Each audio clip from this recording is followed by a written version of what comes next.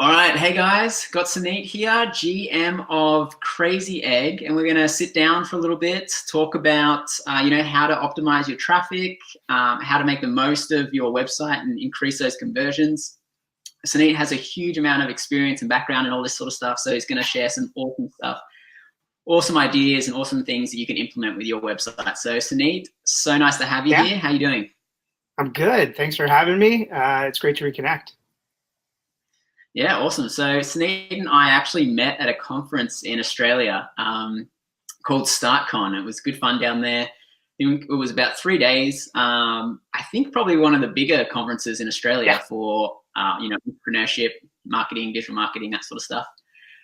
So yeah, we decided to reconnect when we all got back to the States. It was good fun.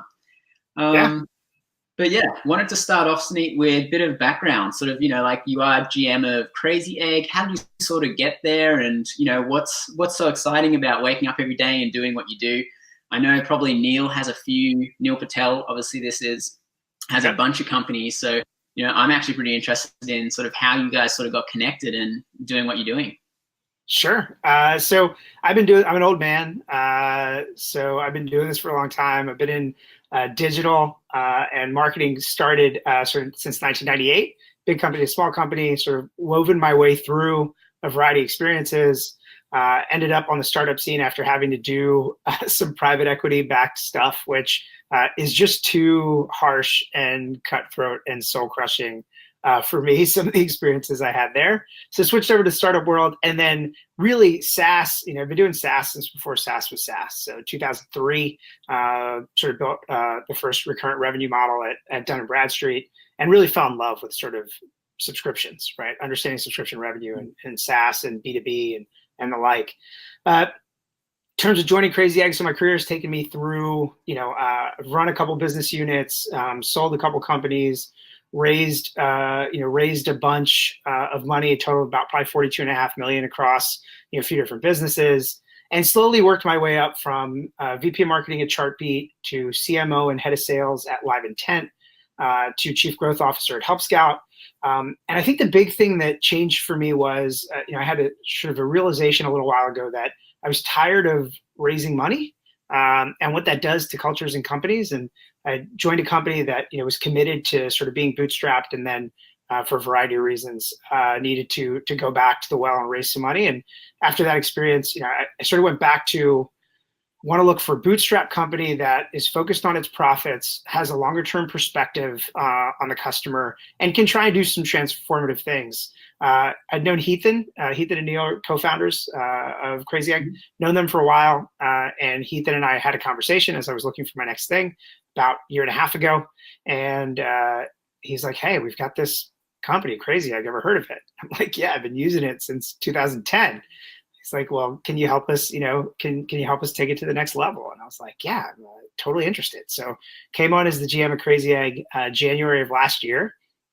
And a lot of it has been sort of infrastructure and cultural, setting us up for this year of growth. And what I mean as an example is, when I joined CrazyEgg, we were, I think 6 full-time employees and about 18 contractors. And now we are 28 full-time employees on, sort of 6 to 7 months. So pretty rapid growth, good stuff ahead. It's a fun market that I understand. And Neil and Heathen are just, incredible owners and mentors and founders. Their commitment to the team and like just getting it right and doing things that are helpful is pretty awesome. So they've been wonderful. They're great. Yeah, well, Neil publishes so much great content, Yeah. so you can tell he's like really in it for the long haul. He's Oh not yeah, just and trying to make a quick. yeah, no, you've nailed it. And he's actually more and more a fan of people need this. I just want to give it away. He's like, I just want to, like, I've made mine. I will continue to do well, but I just want to give it away and be helpful. It's funny because one of his personal mantras is, if you do enough good for people at some point karmically, like it will come back to you. He's like, but otherwise just focus on just doing good stuff for other people. And I don't think many people know that about him. He's that way. Heathen's that way. They're just really good people, really good people. Yeah, well, that seems to be a common trend amongst those top entrepreneurs. Like, I know Yeah. Tim Ferriss also has that same sort of mentality. you know, provide all the value up front, 99% of it, and then charge for that one final percent. Yeah. And, you know, it seems to work for them. So they are setting a great example for doing that sort of stuff. But they are, dude. They are there. Awesome how you guys all connected. And CrazyEgg has definitely been one of the oldest, well, first, I suppose, kind of like hitting and website optimization tools. So we'd love to jump into a few tips for those people wanting to obviously increase that conversion rate and better optimize that traffic, which you might be able to help them out with. So what is the number one mistake that you see entrepreneurs making when they kind of like get started, they throw together, and like, you know, what are the main things that they do wrong that you just see time and time again? Jack, you're gonna remember, you're gonna flash back to my talk at StartCon. But I think the biggest thing that people get wrong is they assume you can like throw money at the problem or just turn up a dial on send more email, post more on social, like just do more to get in the face of the customer, and you'll improve your conversions. It doesn't work anymore. I think the biggest mistake people make is they don't actually stop and pay attention to their customers. So they don't look at, you know, I was on a CRO consult yesterday with Fortune 100 company and their head of testing, and a really interesting discussion as the person was redesigning a specific page on the website and shared their results, and was able to lift conversions on a support page. And the first question I asked was, have you thought about segmenting these customers? So did you look at the different cohorts of people that came to this page, whether it was organic versus paid, whether it was internal referral versus not, whether it was mobile versus desktop? And again, you're talking about a Fortune 100 company with an incredible technical DNA and their head of testing. And his answer was no. Like, we didn't look at all that. And those are all great ideas. And so it doesn't matter where you're at. I think the first thing people don't do is just like pay attention to some of the really simple things that folks can do. I also don't think it's their fault. I think it tends to be the tools that are created in the market that have made it hard to do this, or made it seemingly hard so we can get people to pay us to do this stuff. I think there are really easy ways to get this out of Google Analytics. There are a ton of great peer companies to CrazyEgg, and I know for a fact CrazyEgg for $1 a day can help you really easily just observe and pay attention to your customers, at which point you find inspiration. I'll take it one layer deeper, and to your point about like what is the biggest mistake folks do, I think they trust their gut, and they assume that either if they're too small a company, there's not enough data to like make a decision. Not true, right? I'm an ethnographer, sort of early on, did a lot of sort of that qualitative research, and I know that if you pay attention to 15 customers and you sort of observe them in their element, you'll get to 60-70% of the information you need to make a smart and informed decision. So most of us who've started a business probably have 15 people coming to our website. Like, we should be able to like observe them in their element. And on the flip side, if they have a lot of traffic, they just assume that the data tells the story, which is, hey, we have tons of data. It shows that people aren't coming here. They're not clicking here. Let me move this. What they don't do is go a layer deeper and pay attention to what happens sort of between events that an analytics dashboard would tell you. So they just look at the dashboard. They don't try and get any color commentary on why. And as a result, I think people run at sort of bad tests or bad ideas. And so that's some of the stuff that we see people, could probably improve and do better. And the key point there is it doesn't matter how big you are. You can be a small company with a little bit of traffic or a large company with a lot of traffic. There's balance to understanding sort of qualitatively and quantitatively what customers do. And there's so many tools out there that can help you do this in like minutes, just super fast. Yeah. And just on that, when you are running those tests, I get a lot of questions around, whether how many tests someone could run at once, or, are we testing too much? Are we testing the right or the wrong thing? What are a few ways that you can test the right thing and not over test to skew all your results?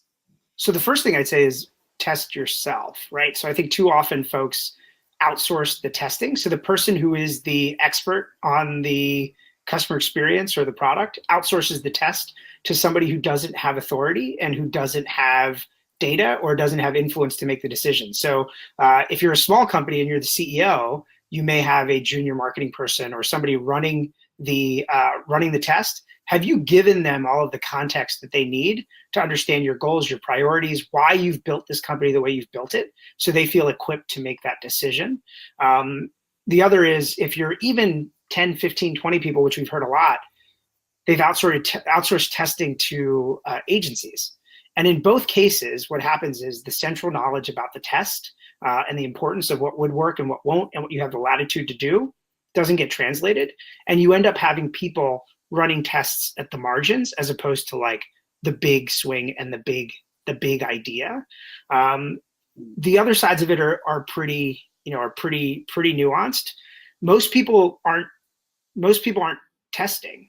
So I think that's sort of like the fundamental problem is just start. And I think the benefit, the way I advise people is, first, if you're not testing, just start and make it binary, right? Look at something and say, this is the biggest opportunity. How do you detect the biggest opportunity? An example, the simplest example is take a look at where your calls to actions are on your digital asset and take a look at where people are paying attention. And more often than not, if you haven't done this before, you will see scroll depth and attention at certain places, and you will see your key calls to action and information not perfectly aligned. Like, that's the easiest thing you can do. And we did 400 CRO consults over the past 6 months, and pretty much every customer we talked to, that was the first thing we told them, was like, this is where people are paying attention. Move your CTA here. Even if it's converting well for the people who are seeing it, you now have 20% more visitors, and as a result, you'll see that happen. The reason I say that is if you're not testing, start with the easy things and the quick wins. You'll gain confidence, because the second biggest reason people don't test is they're afraid to get something wrong. Like, don't be afraid to get something wrong. Just pay attention, and if it's wrong, fix it or pull it back or change it.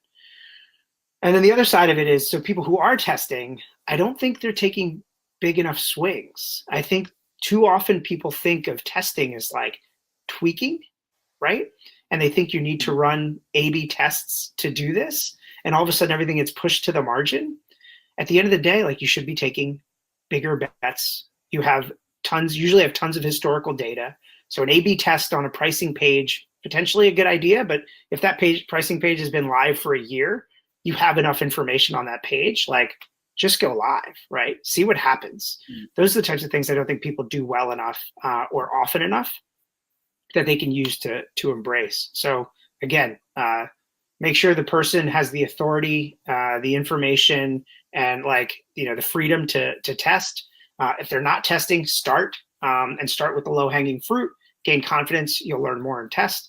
And if you do have the data, stop worrying about changing the conversion percentage from 2% to 2.1. Step back and think of something transformative. And the way you get that is qualitatively, right? A dashboard is designed to show you modest numerical changes, right? It's not designed to give you insight to do something transformational. And that's where customer research, user journeys, session recordings, all that kind of qualitative insight will spark the next big idea. Is that helpful stuff?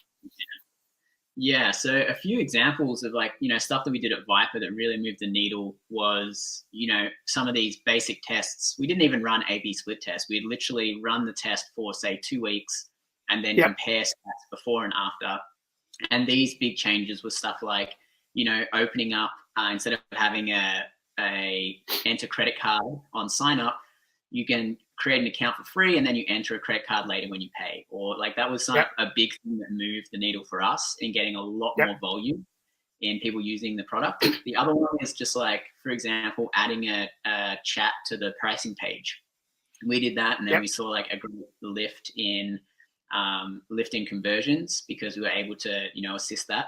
The last example I'll give is we didn't have kind of a basic explainer video of how the product worked. And so we added that, and it was just literally a 30-second video that we added up above the fold, and that actually helped us increase our sign-up rate by almost 15%. So just those massive changes that we weren't being super particular with an A/B split test, 2 different pages, split the traffic and that sort of stuff. We just did it after similar amounts of traffic. We usually choose the organic traffic because it's the most consistent. Yep. And so we use that data, and we got some really good results just from doing that. And it doesn't take a data scientist to do all that sort of stuff. You've nailed it. Those are a few examples. Yeah.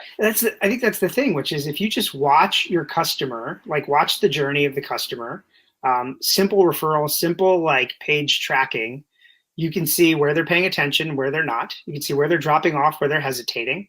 And then your job is just to step in there and try and catch them, right? Try and re-engage them. That's it. And your scenario is perfect. So for example, CrazyEgg, some of the things we did, we have a case study that we did for a third party, but on our homepage, people give us a lot of flack because if you go to the CrazyEgg homepage, there's like nothing there. It's just a data entry bar. We've tried so many different things. And at some point we're like, people know, basically people come here, it's coming organically. We basically know that they know what CrazyEgg is. We're going to remove all friction. There's just an enter your URL. There's a simple power statement of what we do. And that's the highest converting page we've ever had on our homepage. And we just look there and we're like, how do we remove friction? Similarly, you go through and you're like, okay, people are coming to a sign up page to enter email addresses or to sign up. What can we do? Social proof. Let's add a little bit of social proof to give people confidence in the process, right? Same, you have a drop off and all of a sudden the big hurdle for CrazyEgg is install the JavaScript. How do you do that? We used to have like really minimalistic links that people could lose. Make it big, bold, and beautiful. Like this is the next step we need you to take. And again, we're seeing these steps sort of improve. So that's like paying attention to your customers and just watch them go through the journey. And as soon as you see the mouse like stop moving, you've screwed up. Like you have something to fix. And then you can dive deeper on the data, et cetera. But finding that inspiration is important. So all the stuff you talked about is great. And it's amazing how many people don't do that. And what I love also is the fact that you didn't A/B test it. A/B tests can complicate things. Like, do you have enough traffic? Is it statistically significant? You start getting all this noise and everybody starts making you feel like it's complicated. At the end of the day, just like run the test, look at the same baseline number of time frame and or visits and see which one worked. And may the better test win. Like it's that simple also. It's amazing. I've been at places where we've run tests on pricing and we had a pricing test win very clearly. And the CEO and the head of sales said, I know this is what the price test showed, but we're going to raise prices 4X because we feel like we can sell it. And that's when you start to have challenges, and it didn't work. Right. So. Yeah. Well, that was like, I remember speaking to, I forget his name, but the guy that's done a conversion Excel. Yep. And asking him about, the amount of traffic that you need to run effective A/B split tests, and he was saying like it is. So it really kind of like is something that's a little bit more advanced, and most people don't probably be doing. They could probably make way bigger improvements by doing those more simple tests. So there's the other question. So real quick, just to build on that, like, that's what from an analog standpoint, like one analogy that has always worked for me with my teams or with my customers. So I worked in financial services a long time ago. So in like 2000, right?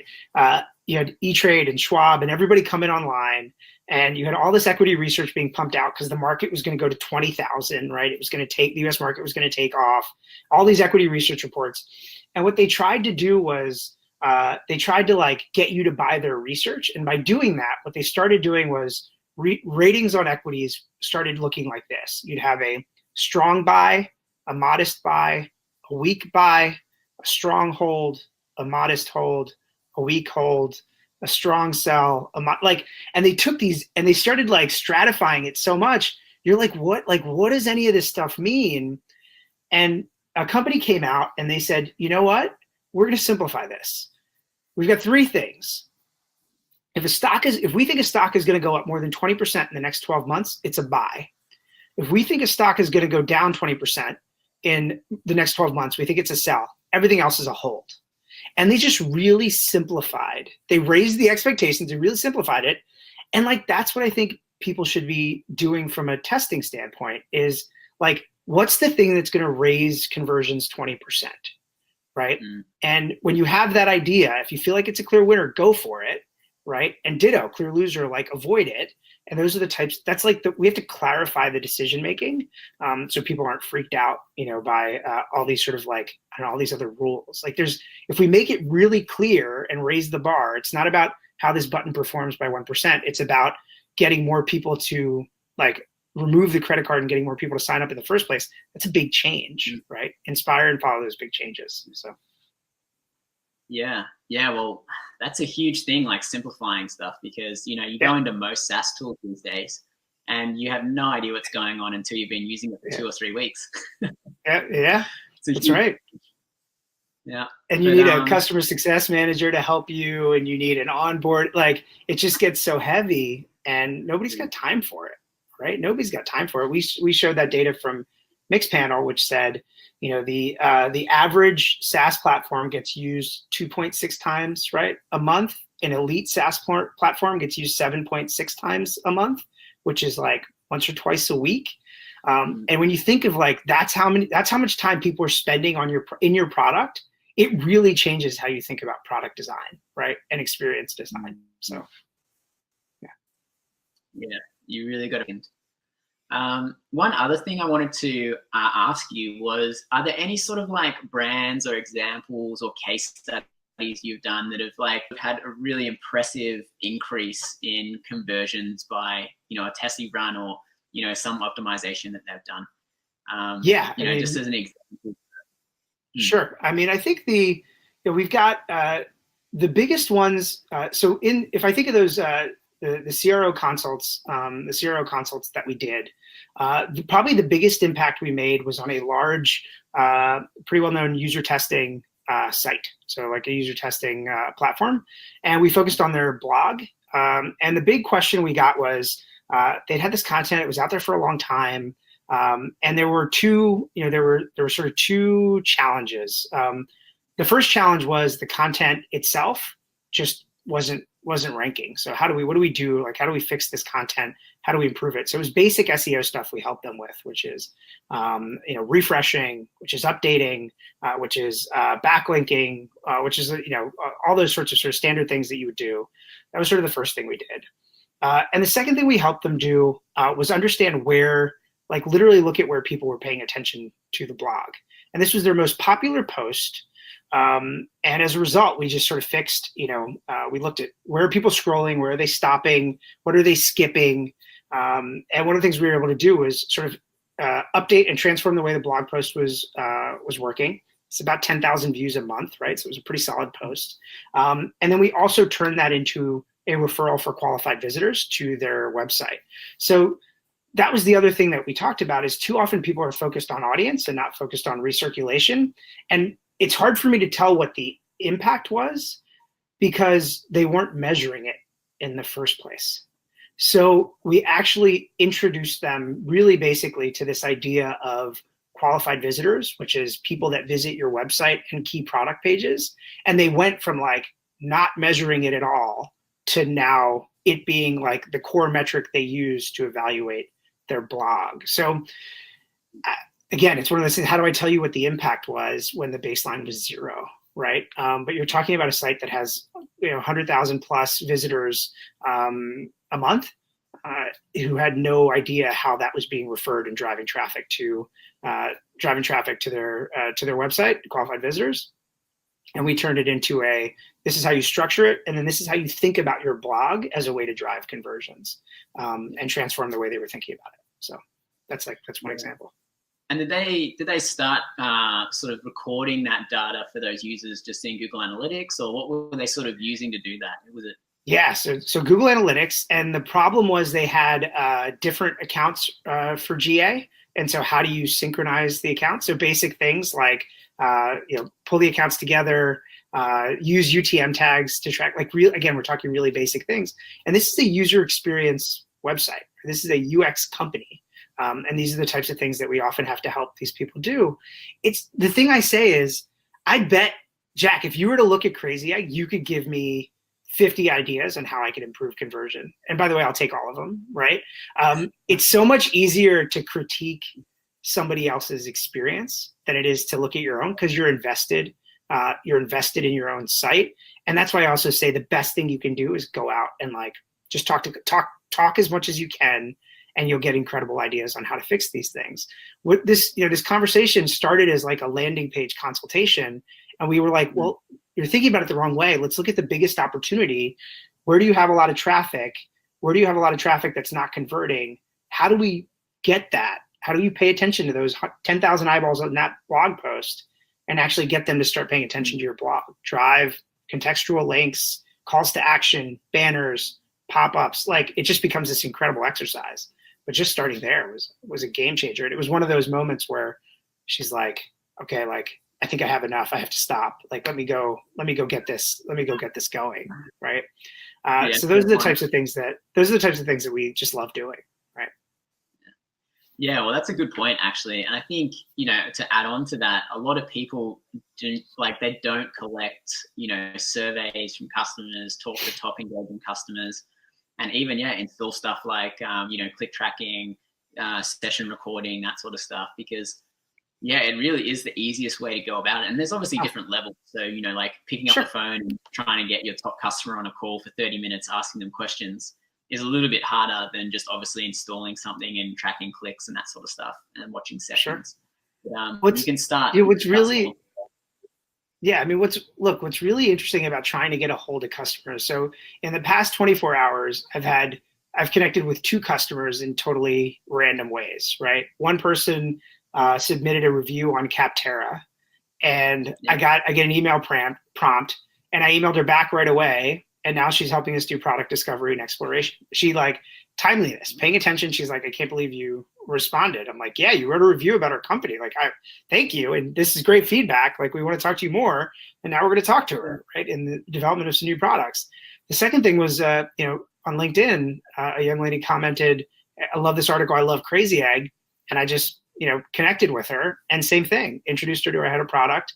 She's like, yeah, I'd love to tell you how my company uses this. So it's amazing how, it's just like leads. If you respond within 5 minutes, right? Like the probability of converting a sale is so much higher. If somebody takes the time to interact with your brand and you're paying attention and you respond, again, 2-3 sentences, like super fast, but relevant, it's amazing how surprised people are by those basic things. You can get those conversations pretty quickly.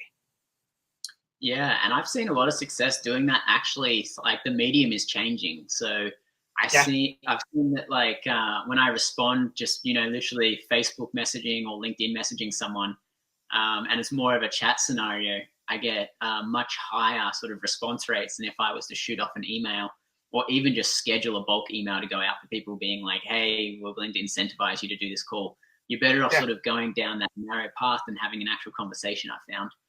But you do need to keep an eye out for those opportunities. You all are using a special chat tool. Is it CRISPR? What was the name of the chat tool that you all were using? We were actually just using ManyChat, so Facebook Messenger. Okay, so got it. It's sort of like, we were looking at using a chat tool, and then we used to have live support chat on our site, and then we just had way too much time wasting, and it wasn't effective. So we were like, okay, let's only put the chat on key pages that we need.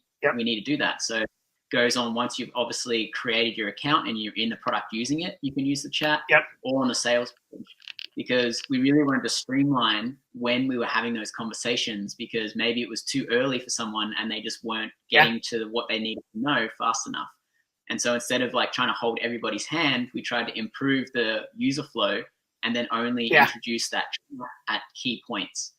And we found that was a lot better. And we literally bootstrapped it and just used the Facebook Messenger, because now when they connect into that, we can hit them up on Facebook Messenger anytime we want now. You get you get tons of great contextual data. Yeah, when you shared that in Australia, it's fascinating, because now you see that chat widget on every page of every site, and it's not I think it's lost its luster And so I appreciated the fact that you had sort of pulled it back and made it work for you. And that way, when you introduce it, it's meaningful, right? Which I don't think enough people do. So I remember that story. Yeah, well, the other thing is sometimes when it's just a submit form, they actually, they'll go and read the Q&A section first and find that they could actually solve their problem within the first line of a Q&A rather than waiting for us to reply to an email sort of thing. So sometimes the user experience is actually better when you say like, hey, here's a few Q&A things that might eliminate the pain point that you're having, as opposed to waiting a day for us to get back to you, or a few hours to get back to you. You can solve this and continue on your journey right now. Yeah, get it yourself. That's true. Yeah. So there's a lot of chat supports that have obviously started integrating that, which is really good. But yeah, we still have a few experiments we need to run around chat and customer onboarding and that sort of stuff. We're never there.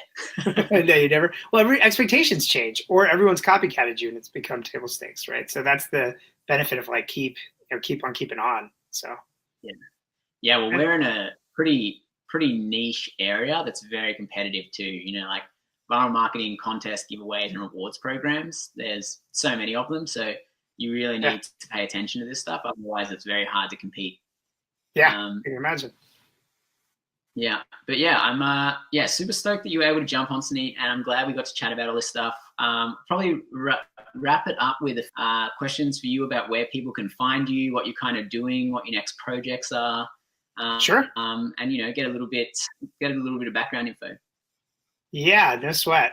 So where can people find me? I think the best place to find me is LinkedIn. At the start of the year, I basically deleted Facebook. I've kept it up because I have a bunch of kid pictures up there. But on the first of the year, as sort of like a spiritual reset, I shaved my head. That was sort of the first thing. And the second thing was I deleted. Yeah, no, right. I deleted a bunch. I deleted all but like immediate family on Facebook.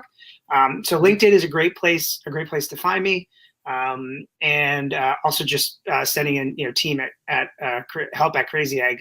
I'm in the queue, not as much as a ton of other people, but I do go in there a couple times a day. So if there's anything we can be helpful on there, welcome to take it. And then I will obviously take the opportunity to plug the fact that I also write kids books on social issues. So if you're looking for a kids book on a topic like global water crisis, childhood cancer, bullying, or materialism and sustainability, check out dream-village.org. You can buy all the books on Amazon. So Jack, I totally had to take that opportunity to plug that passion project. I remember they, that's just as important, really, teaching the adults of tomorrow. Yes. But I remember your kids also got a plug in your presentation at StartCon as well. So, they did. Say that again? Sorry. I was going to say, yeah, so they're going to be famous in no time. They will. They deserve it all. They're wonderful. All right. Well, thanks, Suneet. And, if you're watching this video, interviews and all that sort of stuff on our YouTube channel, VYPER Growth Hacking, thanks for tuning in. And Suneet, again, thank you so much. We've got so much value out of this. Ditto. And we'll stay connected. Awesome.